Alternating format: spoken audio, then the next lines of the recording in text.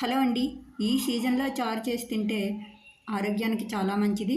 దీనికి కావాల్సింది పచ్చి పసుపు, అల్లం, ఎల్లుల్లిపాయలు, ఉల్లిపాయ. సరుకులంటే సరుకుల చారుకి కిరాణా షాప్లో అయినా సంతలో అయినా కడతారండి. అవైతే నేను తెచ్చుకున్నాను. ఇక్కడైతే స్టవ్ ఆన్ చేసుకొని కళాయి పెట్టుకొని ఆయిల్ లేకుండా ఈ సరుకులన్నవి ఓ 2 మినిట్స్ పాటు ఫ్రై చేసుకోవాలి. 2 మినిట్స్ అయితే సరిపోతుంది, ఎక్కువగా ఫ్రై అవ్వకూడదు. ఇక్కడైతే కొంచెం ఫ్రై అయిపోయింది.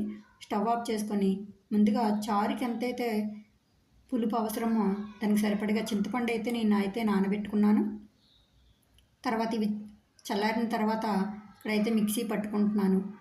ఇలా మిక్సీ పట్టుకొని చాలా మెత్తగా మిక్సీ అయితే చేసుకోవాలి పౌడర్ని.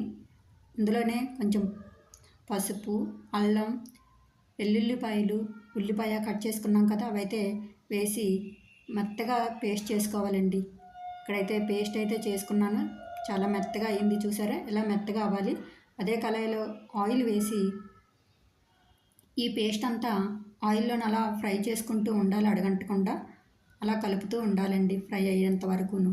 ఈ సీజన్లో ఇది చాలా మంచిదండి ఆరోగ్యానికి. కఫం, జలుబు, దగ్గు లేకుండా మంచి హెల్ప్గా పనిచేస్తుంది. ఇదైతే ఫ్రై అయింది మొత్తం పేస్ట్ అంతా.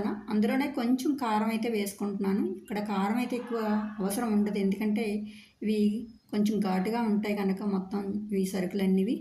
అందులోనే కొంచెం సరిపడినంత సాల్ట్ వేసుకొని మనకి ఎంతైతే అవసరమో పులుపు అంతా వేసుకొని మూత పెట్టుకొని ఒక 10 మినిట్స్ అయితే సరిపోతుంది.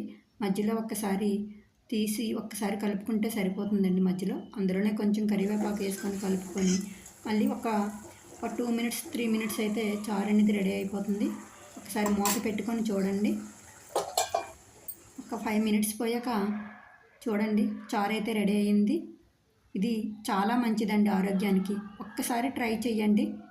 ట్రై చేసి ఎలా ఉందో కామెంట్లో చేయండి. నచ్చితే లైక్ చేసి సబ్స్క్రైబ్ చేయండి.